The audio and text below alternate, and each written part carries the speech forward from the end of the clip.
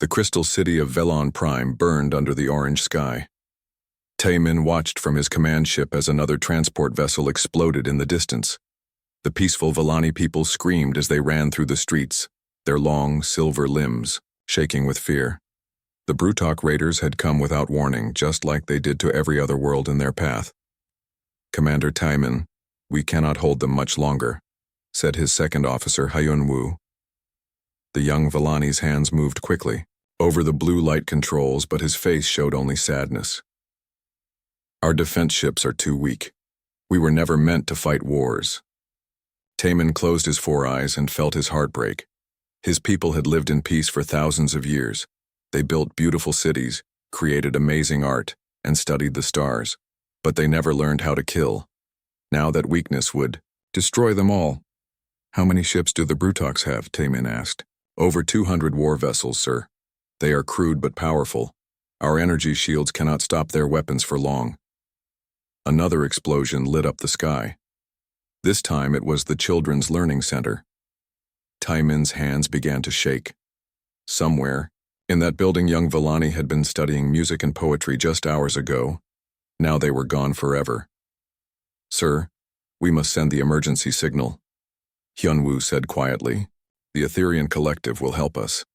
They are the strongest power in this part of the galaxy." The Etherians were an ancient race of beings made of pure energy. They had ships that could destroy planets and weapons that could stop time itself. If anyone could save the Velani, it would be them. But the Etherians were also very proud. They only helped those they thought were worthy. "Send the signal," Taemin ordered. "Tell them our entire species will die if they do not come quickly." Hyun-woo's fingers danced over the communication controls. The emergency beacon was their most powerful transmitter. It could send a message across half the galaxy in just minutes. But as he worked, fear made his hands shake. The ship rocked from another Brutok attack, and sparks flew from the damaged systems. "I am having trouble with the frequency controls, sir," Hyun-woo said as sweat dripped from his pale face. "The damage from the last attack has made everything difficult to see. Just send it on any frequency that works," Taemin said. "Speed is more important than precision right now." Hyun-woo nodded and quickly set the beacon to frequency 2847 alpha. He thought he was sending it to 2847 beta, where the Etherian Collective would be listening. But the number looked very similar on the damaged display, and fear made him careless. As the signal went out into space, he had no idea he had just made the biggest mistake in Velani history. The message traveled through the dark between stars, moving faster than light itself. It passed by the elegant crystal ships of the Etherians without stopping. Instead, it went further out to a small blue and green planet on the edge of nowhere. A planet whose people were known throughout the galaxy as violent, primitive, and dangerous Earth. On the human defense station called Iron Watch, Captain Do-yoon was drinking his morning coffee when the alien signal came in. The station was quiet and boring most days. Humans were still new to space travel compared to other species. Most aliens thought they were too violent and stupid to be trusted with advanced technology. "Captain, we are getting a strange signal from deep space," said his communications officer, Ji-won. She was young but very smart, with quick fingers and sharp eyes. "It sounds like some kind of emergency call." Do-yoon put down his coffee and walked over to her station. The message was hard to understand because it came from very far away, but some words were clear. Words like help, dying, and genocide. "Can you clean up the signal?" Do-yoon asked. Ji-won worked on her computer for several minutes. Slowly, the message became clearer. It was from something called the Velani Defense Fleet. They were under attack by raiders called Brutoks. Millions of innocent people were dying, and they needed help immediately. "Sir, this does not sound like a joke," Ji-won said. "The signal is very powerful and comes from the Altair system. That is over 40 light-years away." Do-yoon read the message again. The aliens were asking for military aid against something called a genocidal horde. They said their entire species would be extinct within days if no one came to help them. "Sir, should we report this to Earth Command?" Ji-won asked. "The proper procedure is to wait for orders from the military council." Do-yoon thought about this. The military council would want to study the message for weeks. They would send teams to investigate and write reports. By then, these Villani people would all be dead. But humans were not supposed to get involved in alien wars. Earth had only been in space for 50 years. They were still learning how to talk to other species without starting fights. How long would it take our fastest ships to reach the Altair system? Duyun asked. About 6 days using maximum jump speed, sir. But that would require the entire Vanguard fleet. The Vanguard fleet was humanity's rapid response force. 12 fast warships with experienced crews, ready to handle any emergency. They were designed to protect human colonies, not to fight alien wars in distant star systems. But as Do-yoon read the desperate message again, he could not ignore it.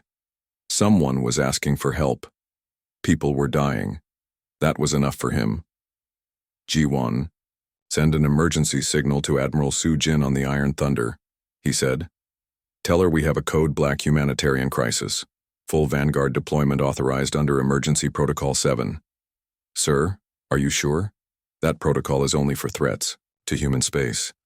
Genocide is a threat to everyone, Do-yoon said firmly. If we let it happen when we could stop it, we are no better than the killers. Ji-won sent the message. Within an hour, the Vanguard fleet was moving.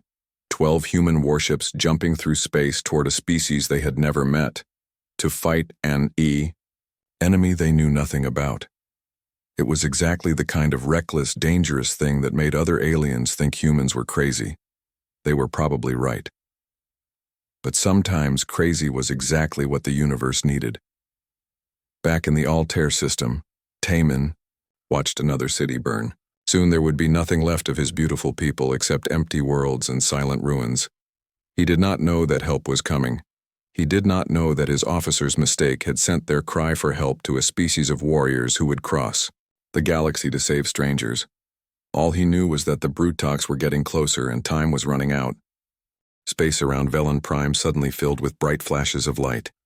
12 human warships appeared out of nowhere, their dark metal hulls looking rough and ugly compared to the smooth crystal ships of the Villani.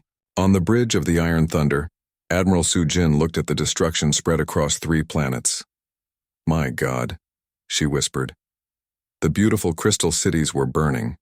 Elegant Villani ships floated dead in space, their crews gone forever.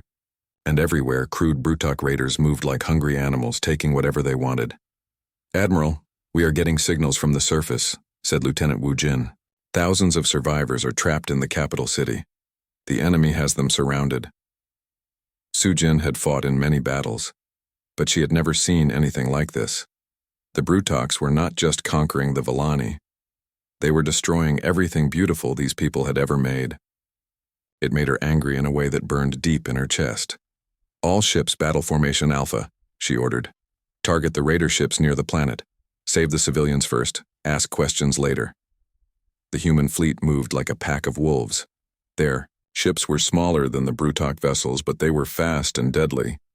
The Brutox had expected to face the Etherian Collective with their slow, careful tactics and energy weapons. Instead, they found themselves fighting humans who used kinetic cannons and nuclear missiles. Captain Woo Jin led the first attack in his ship called Hammer Strike. The Brutox had never fought anyone who used solid metal bullets instead of energy beams. Their shields were designed to stop lasers, not chunks of steel moving at incredible speed. Target acquired, Woo Jin said with a fierce smile. All guns fire for effect. The Hammer Strike's main cannon fired a shell the size of a small car. It punched through the Brutok raiders' shields like they were made of paper. The enemy ship exploded in a ball of orange fire, and Woo Jin laughed out loud. That is how humans say hello, he told his crew. On the planet below, Taemin could not believe what he was seeing. The new ships fought like nothing he had ever witnessed. They rammed into enemy vessels on purpose, using their own hulls as weapons. When their guns stopped working, the humans sent small fighters to land on Brutok ships and fight the crews, hand to hand. Sir, we are getting a signal from the lead human vessel, Hyun-woo said. His voice was full of amazement. They are asking if we need medical assistance. Medical assistance? Taemin repeated. They are asking if we need help while fighting a battle. The human signal came through clearly. A female voice spoke in perfect Villani language. This is Admiral Sujin of the Human Vanguard Fleet. We received your distress call. How can we assist your people? Taemin was so surprised he could barely speak. The humans had learned their language somehow, and they were treating this like a rescue mission instead of a war. We have thousands of wounded civilians, he managed to say. They are trapped in the capital city. Copy that. Sending ground forces now. Lieutenant Minho led the first human Marines to the planet's surface. His team wore heavy armor that made them look like metal monsters, but they moved with purpose and skill. The Brutoks who had been terrorizing Volani civilians suddenly found themselves facing enemies who actually wanted to fight. The difference was incredible. Brutok warriors were used to attacking people who could not fight back. When they met humans, who carried weapons and knew how to use them, everything changed. Minho's squad moved through the city streets like a storm, driving the raiders back with grenades and rifle fire. Contact left, one Marine called out. 3 Brutoks in the museum. On it, Minho replied. He kicked down the door and found 3 Brutok soldiers threatening a group of Volani children. The aliens were twice his size and had claws like knives, but Minho did not hesitate. He shot 2 of them and tackled the third one barehanded. The Brutok was stronger, but Minho had something the alien did not expect. He was completely insane. When his rifle jammed, he pulled out a knife. When the knife broke, he used his bare hands. When the Brutok knocked him down, he got back up and kept fighting. Finally, the confused alien just ran away. Are you all right? Minho asked the Volani children. They stared at him with wide eyes. To them, he looked like a monster in metal armor. But he had saved them from real monsters, and his voice was gentle. In space, the battle was turning. The Brutoks were learning that humans fought differently than anyone else in the galaxy. When a human ship was damaged, instead of retreating, it would try to ram the nearest enemy. When human fighters were outnumbered, they would attack anyway, laughing and shouting battle cries. The Brutok fleet commander, a huge alien called Kral, watched his ships being destroyed by these strange new enemies. His species respected only strength, and these humans were definitely strong. But they were also completely crazy. They fought like they enjoyed it. What species is this? Kral growled to his second in command. They fight like demons. Unknown, sir. But they seem to be protecting the Volani. Kral could not understand it.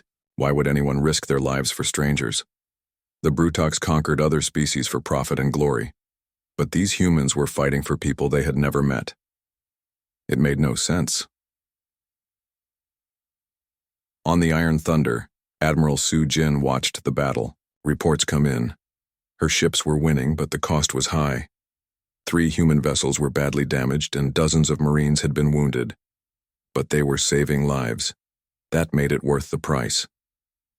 Admiral, we are getting a message from one of the Volani leaders, her communications officer reported. The hologram showed a tall, silver-skinned alien with 4 eyes. He looked exhausted and grateful. I am Commander Taemin of the Volani Defense Fleet, he said. I do not know how to thank you. Your people are fighting and dying for strangers. Why? Sujin thought about the question. Why had they come? Tili, smart thing would have been to let someone else handle this problem. Humans were still new to galactic politics. Getting involved in alien wars could cause all kinds of trouble. Because you asked for help, she said simply. That was enough. Taemin stared at her for a long moment. The Volani were used to thinking in complex philosophical terms. They analyzed everything and looked for hidden meanings. But sometimes the simple answer was the right one. Your species is very unusual, he said finally. We get that a lot, Sujin replied with a slight smile. As the last Brutok raiders fled the system, Taemin realized something important had just happened. His people had always believed that advanced civilizations were peaceful and wise. But these humans were neither peaceful nor particularly wise. They were warriors who carried big guns and nuclear weapons. And yet they had crossed the galaxy to save people they did not even know. Maybe there were different kinds of advancement after all. 3 days after the battle, the crystal city of Velon Prime was quiet again. But now it was a different kind of quiet. Human Marines walked through the streets next to tall Volani civilians. The two species could not have looked more different, but they were working together to repair the damage from the Brutok attack. Dr. Jin Ai sat in what used to be the city's main library. Most of the beautiful crystal books had been destroyed, but the Villani were trying to save what they could. Across from her sat Kyung-ho, a Villani scholar with 4 arms and skin that changed color when he was thinking hard. "Your people confuse us greatly," Kyung-ho said. His skin was shifting between blue and purple, which meant he was very puzzled. "We have studied many species across the galaxy. Most advanced civilizations become peaceful as they grow wiser, but humans seem to become more dangerous." Jin-A laughed. "We are not really that advanced compared to you. Your cities are beautiful, your technology is amazing, and you have achieved perfect peace. We still fight wars and carry weapons everywhere we go. But that is exactly what confuses us," Kyung-ho replied. "How can a species that still uses kinetic weapons and nuclear explosives travel between the stars? How do you build starships when you have not learned to stop killing each other?" It was a good question. Jin-A had studied alien cultures for years, but she had never really thought about it from their perspective. To species like the Villani, technology and wisdom were supposed to grow together. A civilization that could build faster than light engines should also be wise enough to give up war. "Maybe we think about advancement differently," Jin-A said slowly. "You believe that peaceful species are more advanced. We think that surviving species are more advanced." Kyung-ho's skin turned bright yellow, which meant he was having a new idea. "You mean you developed space travel because you needed to escape from danger, not because you achieved perfect peace?" "Exactly. Humans have always lived in a dangerous universe. We had to become good at fighting or we would all be dead. When we learned to build starships, we brought our fighting skills with us." Outside the library, Sergeant Haewon was trying to teach a group of young Villani how to use basic weapons. It was not going well. The Villani had long, graceful limbs that were perfect for creating art but terrible for holding rifles. More importantly, they could barely understand the concept of hurting someone on purpose. No, Haewon said patiently to a young Villani named Subin. "You do not ask the target if it wants to be shot. You just shoot it." Subin held the practice rifle like it might bite her. "But what if the target has family who will miss it? It is just a metal practice target," Haewon explained. "It does not have feelings." "Oh." Subin looked embarrassed. "I am sorry. This is very difficult for us to understand." Haewon had been a soldier for 15 years. She had fought pirates, rebels, and hostile aliens. But teaching pacifists how to fight was the hardest thing she had ever done. The Villani were so naturally kind that the idea of violence made them physically sick. But Subin was trying harder than the others. She had lost her entire family in the Brutok attack, and she was angry enough to want to learn how to prevent it from happening again. "Tell me again why humans are good at fighting," Subin said. "Because we have been doing it for a very long time," Haewon replied. "On our home planet, everything wanted to kill us. Big animals with claws and teeth, diseases that could wipe out entire cities, other humans who wanted our food and territory. We learned to fight because we had no choice. That sounds terrible. It was. But it also made us strong. When we finally got to space and met other species, we discovered that most of them had never faced real danger. They lived on safe worlds, with no natural predators. They never had to learn how to protect themselves." Subin nodded slowly. "That is why you could defeat the Brutok so easily. They are used to fighting people like us who do not know how to fight back." "Right. The Brutoks are tough, but they are bullies. They only attack people who cannot defend themselves. When they met humans who actually wanted to fight, they did not know what to do." Back in the library, Kyung-ho was showing Jin-A some of the Villani's most advanced technology, devices that could heal injuries instantly, computers that could predict the future, and energy sources that would never run out. "This is incredible," Jin-A said, as she examined a small crystal that contained enough power to run a human city for a year. "Why did you not use technology like this to defend yourselves?" Kyung-ho's skin turned gray, which meant he was sad. Because we never thought we would need to. Our philosophy teaches that violence is the result of misunderstanding. We believed that if we were peaceful and wise enough, no one would ever want to hurt us. That is a beautiful idea, Janae said gently, but the universe does not work that way. We are learning that now. The Brutoks did not attack us because they misunderstood us. They attacked us because we were weak. All our wisdom and technology meant nothing when faced with simple brutality. Ginny felt sorry for the Villani. They had spent thousands of years building a perfect, peaceful society, only to discover that peace was not enough. The galaxy was full of species like the Brutoks who took what they wanted by force. Maybe wisdom and strength do not have to be opposites, she suggested. Humans are not as wise as you, but we have learned how to be strong. You are much wiser than us, but you need to learn how to protect that wisdom. Kyung-ho thought about this. You mean we could work together? Your strength protecting our wisdom? Why not? You have technology we need. We have military skills you need. Together we could be stronger than either species alone. The idea was radical. The Villani had always believed that associating with violent species would corrupt their peaceful nature. But the Brutok attack had taught them that staying pure meant staying helpless. There is something else, Kyung-ho said quietly. We sent our distress signal to the Etherian Collective. They are the most powerful species in our part of the galaxy. But you arrived instead. What does that mean? It means our communications officer made a mistake with the frequency settings. The signal went to human space instead of Etherian space. Jin A was surprised. So you were not asking us for help specifically. You were asking someone else? Yes. The Etherians are ancient beings of pure energy. They have technology that could destroy entire star systems. We thought only they could save us, but they did not come. No, maybe they never received the signal. Or maybe they decided we were not worth saving. Ginny thought about this. The Etherians sounded incredibly advanced, but they had not bothered to help a dying species. The humans were supposedly primitive and violent, but they had crossed the galaxy to save strangers. Maybe being advanced is not about having the best technology, she said. Maybe it is about what you do with whatever technology you have. Outside, Subin finally managed to hit the practice target. It was not a perfect shot, but it was a start. Sergeant Haywan clapped her on the shoulder, and the young Villani smiled.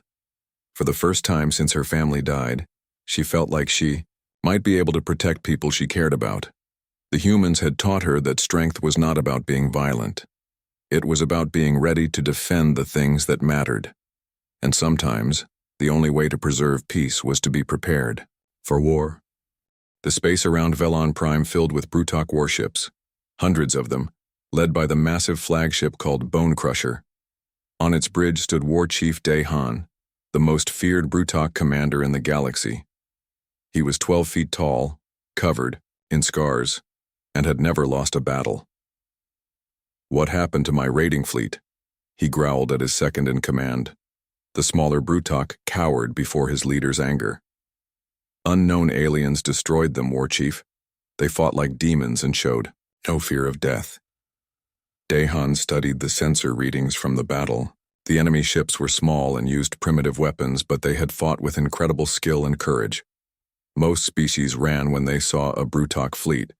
These aliens had charged straight into battle. Show me these demons, he ordered. The view screen displayed images of human Marines fighting in the streets of Velon Prime.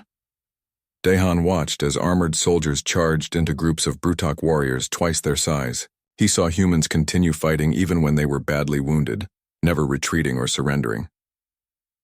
Interesting, Daehan said slowly. What species is this? They call themselves humans, War Chief.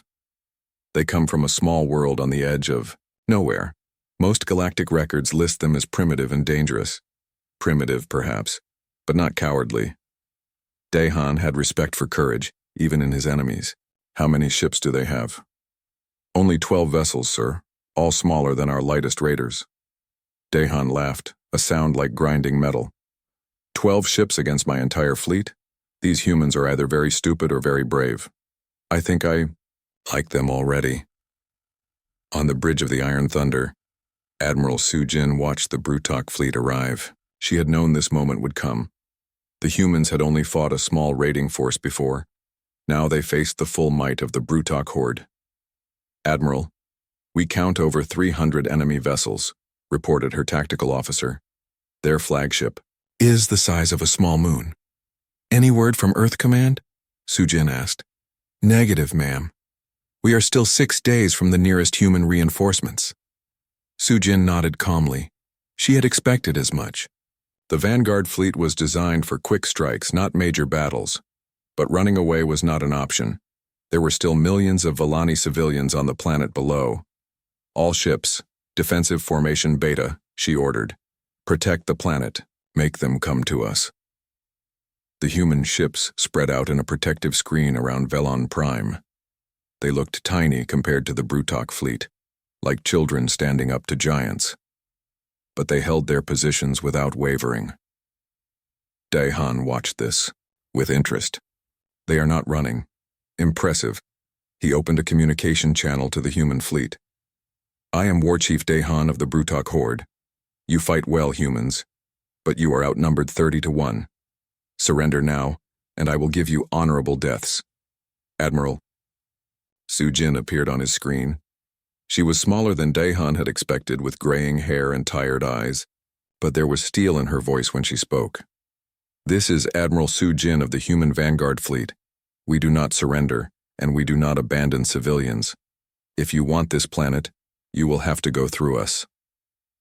Daehan smiled, showing teeth, like broken glass. "So be it. Begin the attack." The Brutok fleet charged forward like an avalanche. Their ships were crude but powerful, designed to smash through enemy defenses with brute force.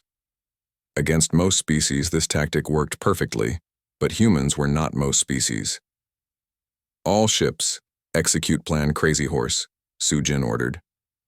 Plan Crazy Horse was something human strategists had developed after studying historical battles. When facing overwhelming odds, do not try to fight fair. Do whatever it takes to win, no matter how insane it looks. The human ships scattered in all directions, using the planet's gravity to slingshot around at incredible speeds. They fired nuclear missiles and kinetic rounds while moving too fast for the Brutoks to track properly. It was chaos, but it was controlled chaos. Captain Sung-Ho commanded the destroyer Lightning Strike. His ship was badly damaged and leaking air, but he was not done fighting. When a Brutok cruiser moved too close to the planet, he made a decision that would have gotten him court-martialed in any sane military. "All hands, brace for impact," he announced. "We are going to ram them." His crew did not question the order. They had trained for moments like this. The lightning strike accelerated directly toward the enemy ship, its engines pushed far beyond safe limits. The Brutoks could not believe what they were seeing. No species in the galaxy used ramming attacks. In space combat, it was suicide. But Sung-Ho had calculated the odds. His ship was going to die anyway. This way he could take an enemy vessel with him and create an opening for his friends. The lightning strike hit the Brutok cruiser at nearly the speed of light. Both ships vanished in a ball of nuclear fire that lit up half the solar system. The planet below, Chief Engineer Dong-min was trying to keep the Iron Thunder's engines running. The flagship had taken massive damage from Brutok plasma cannons. Half the engineering deck was on fire, and the main reactor was dangerously unstable. "Sir, we are losing power to the weapon systems," one of his technicians reported. "Then we will fix it," Dong-min replied calmly. He had been an engineer for 20 years, and he had never failed to keep a ship running when people were counting on him. Working in conditions that should have killed them, Dong-min and his team rebuilt the damaged systems by hand. They used spare parts, prayer, and pure stubbornness to keep the Iron Thunder fighting. In the ship's medical bay, Dr. Young-Soo treated wounded Marines who kept asking to return to battle. One soldier had lost an arm but insisted he could still shoot with the other one. Another had been burned over half his body but wanted to go back to his gun position. "You need to rest," Young-Soo told them. "Doc, there are Brutoks trying to kill our friends," the wounded Marine replied. "We can rest when the battle is over." This was what confused the Brutoks most about humans. Other species fought until they were defeated. then surrendered or retreated. Humans fought until they won or died. There was no middle ground. War Chief Daihan found himself in a battle unlike any he had ever experienced. His fleet was winning, but the cost was terrible. The humans fought with a combination of skill and madness that made them incredibly dangerous opponents. War Chief, we have lost over 60 ships, his tactical officer reported. The humans are down to 7 vessels, but they continue to fight. Of course they do, Daihan said with something approaching admiration. They are warriors. True warriors never surrender. But even courage had limits. The human fleet was being slowly destroyed by the overwhelming Brutok numbers.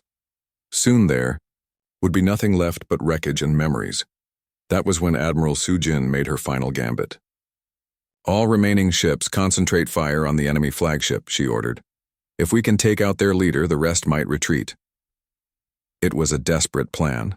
The Bone Crusher was the most heavily armed ship in the Brutok fleet. Attacking it directly was certain suicide. But sometimes suicide was the only way to save lives. The 7 surviving human ships charged straight at Daihan's flagship, firing everything they had. Nuclear missiles, kinetic rounds, and plasma beams lit up space as both sides poured everything into the final assault. The Iron Thunder took hit after hit as it closed the distance. Systems failed, crew members died, and the ship began to break apart. But Sujin never wavered from her course. "Ma'am, we are about to lose life support," her first officer reported. "Then we better finish this quickly," she replied. The Iron Thunder's main cannon fired one last time, sending a tungsten rod the size of a telephone pole directly into the Bone Crusher's bridge. The impact shook both ships, and for a moment, everything went quiet. Then Daihan's voice came over the communication system, but he was not giving orders to attack. He was laughing. "Magnificent!" he roared.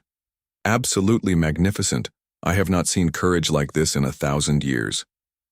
The word battle stopped. Brutok ships held their fire, waiting to see what their leader would do next. "Humans," Daihan called out. "You have earned my respect. Few species have ever bloodied the Brutok horde so well. I offer you terms of honor." The meeting took place on a neutral space station between the two fleets.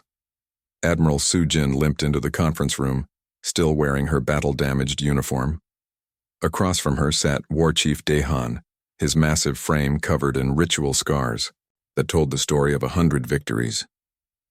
Between them stood Commander Taemin and the Villani delegation, looking nervous about being in the same room with the aliens who had tried to destroy their world just days before. "You fought well, human," Daihan said in his gravelly voice. "Your warriors have courage worthy of song, but courage alone cannot defeat the horde." "Maybe not," Sujin replied, "but it can make victory cost more than it is worth." Daihan laughed, a sound like breaking stone. "True. We lost many good ships to your 12 vessels. My commanders are beginning to wonder if raiding is profitable when the prey fights back so hard." This was exactly what Sujin had hoped to hear. The Brutoks were not evil, just practical. They raided weaker species because it was easy and profitable, but if their targets started fighting back effectively, the whole system would stop working. "What if I told you there was a better way?" she asked. "Speak." Sujin activated a holographic display showing star maps of the local sector. Red dots marked Brutok raids, blue dots showed peaceful species like the Villani, and yellow dots indicated human settlements. "Look at this pattern," she said. "The Brutoks raid peaceful species for resources. The peaceful species live in fear and never develop proper defenses, and species like humans stay isolated because everyone thinks we are too dangerous to trust." Daihan studied the map with interest. "What do you propose?" "An alliance. The 3 of us working together." Taemin's 4 eyes went wide. "You want us to ally with the people who tried to kill us?" "Think about it," Sujin said. "The Villani have amazing technology and resources. The Brutoks have the largest fleet in this sector. Humans have military expertise and tactical knowledge. Separately, we all have problems. Together, we could solve them all." She manipulated the display to show a new configuration. "The Villani provide technology and logistics. The Brutoks provide heavy ships and experienced crews. Humans provide training and strategic planning. Instead of raiding, the Brutox become protectors. Instead of being helpless, the Villani become defended. Instead of being isolated, humans become part of a galactic community. Dahan was quiet for a long moment. You are suggesting that the Brutok horde stop raiding entirely? I am suggesting you start raiding the right targets, Sujin replied. She brought up new images on the display. There are plenty of truly evil species out there. Slavers, genocidal fanatics, pirates who attack innocent traders. Why not hunt them instead of peaceful civilians? The idea was radical. The Brutox had been raiders for thousands of years. It was their entire culture and way of life. But Dahan was smart enough to see the advantages of Sujin's proposal. My warriors need battle, he said slowly. But perhaps you are right. Fighting true enemies would bring more honor than bullying the weak. Taemin was having trouble accepting all of this. You are asking us to trust the people who destroyed our cities and killed our families. I am asking you to be practical, Sujin said gently. The galaxy is full of dangerous species. You can either learn to defend yourselves, or you can hide and hope no one finds you. We have seen how well hiding works. The Villani commander's face showed pain but also understanding. His people's philosophy of pure pacifism had failed when it met real violence. They needed to adapt or die. What guarantee do we have that the Brutox will not simply turn on us later? He asked. Dahan stood up to his full 12-foot height. You have my word as war chief. The Brutok horde honors its agreements. We may be raiders, but we are not liars. And if some of your people do not like this new arrangement, then they can challenge me for leadership. That is our way. The strongest leads and all others follow. Sujin could see that both sides were beginning to consider the possibility seriously. It was time to offer something concrete. Let me show you what I mean, she said. She activated her communicator and spoke to her ship. Lieutenant Bongchan, please bring our guests to conference room 2. A few minutes later, the door opened to admit a group that should not have existed. A mixed squad of human marines, Villani technicians, and Brutok warriors all wearing similar uniforms and working together. This is Strike Team Alpha, Sujin explained. We put it together as an experiment during the repair work. Lieutenant Minho commands the humans, Engineer Gayun leads the Villani specialists, and Warrior Loktar represents the Brutok volunteers. Taemin stared at the mixed group. Brutok volunteers? Loktar stepped forward. He was smaller than Dahan, but still impressively large. Many of us were impressed by human courage in battle. When Admiral Sujin asked for volunteers to try new tactics, several warriors agreed. And how has this experiment worked? Dahan asked. Minho answered. Better than anyone expected, sir. The Villani provide technical expertise we never had. The Brutox know ship layouts and boarding techniques that are incredibly useful. And humans contribute tactical coordination and small unit leadership. Gayun nodded enthusiastically. Working together, we accomplished repair tasks that would have taken each species weeks to complete alone. The combination of different skills and perspectives makes us stronger, Loktar added. I have learned much from human tactics and Villani precision. Sujin smiled.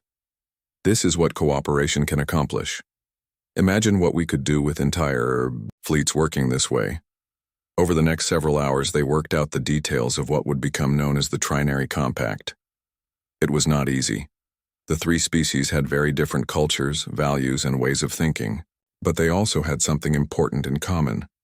They all wanted to survive and prosper in a dangerous galaxy. The agreement was complex but fair.